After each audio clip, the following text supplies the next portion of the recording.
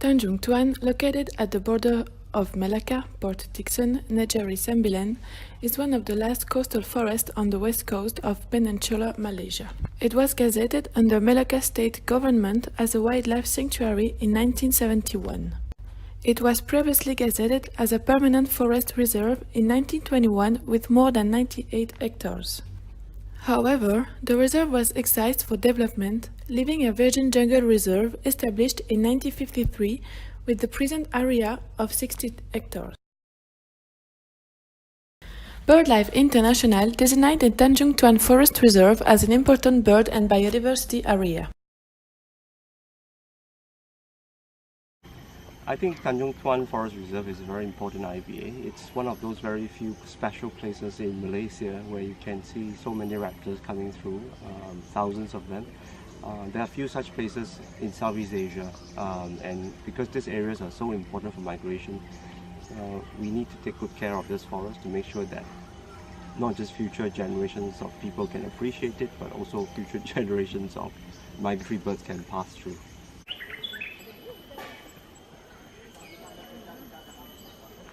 There are lots of birds calling. I think in the last 5 minutes, 5 species have been heard.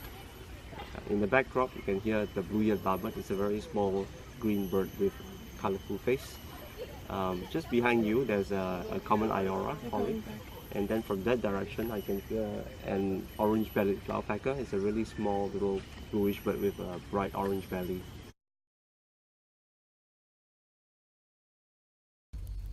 In March and April, Tanjung Tuan turns into a regional bird-watching destination. That's when migratory raptors, making their way north from Australia to get their summer feeding and nesting grounds in China and Russia, cross the Straits of Malacca. This amazing natural spectacle is celebrated during the Raptor Watch event by the Malaysian Nature Society.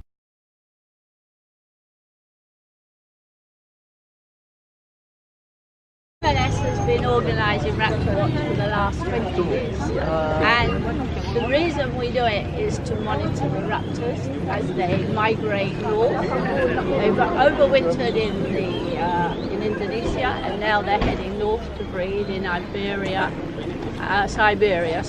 and China and Japan. And because the raptors are at the high end of the food chain, it's a good monitor on how the environment is. And I'm pleased to say that over our last 10 years, the number of raptors we see is more or less stable. So if we saw a vast decline, then we would be worried. But generally, it's stable.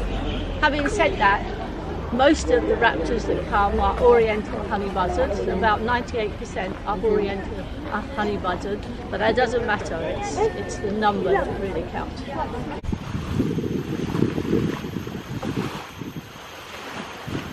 One of our core business in wildlife department is to give the young people like the student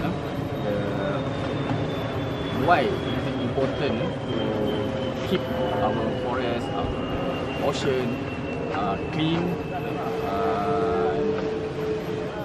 to give them experience also while trekking, while collecting, they are trekking and enjoy the environment. Can you tell us why it is important? Because wildlife reserve like Tanjung Tuan, we are receiving so many visitors, and so to make it clean to the wildlife, like Tanjung Tuan, we have not small mammal, we call it arboreal, what you call? Macaca, primates. The rubbish is a very dangerous to them because maybe they are eating them, so we need to keep it clean as possible. Bagi saya, aktiviti ni sambil kita trekking, kita sambil menikmati udara segar kat sini. Sampai itu kita menjaga program untuk tidak sampah, sebab kita pun sebagai manusia kena jaga sekitar kita. Penting untuk hidupan liar di sini seperti monyet kan. So kita perlulah sayangi alam sekitar kita. Lari,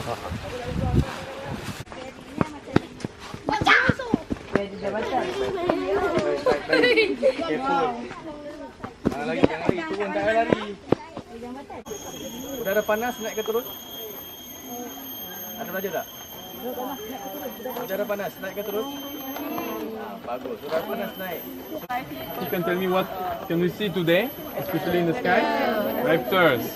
So the raptors are coming from south, from Australia, okay, from where they spend the winter, okay, and they come up for spring to go back to their home, which is in the northern hemisphere. Japan, China, Korea, Russia. Itu kayu yang keras ini untuk tahan retak.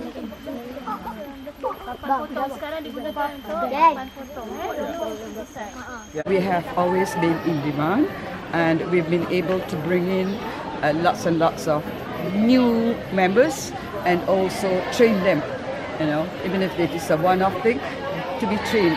And we find that being involved in such things helps them to form a group of like-minded people. And more often than not, they bring in family, they bring in friends, so the nature guide group has been expanding. So this year particularly, I am very happy to say that as chairperson of Selangor branch, we have been able to persuade every single one of the SIGs to participate. And I think that's a real landmark thing.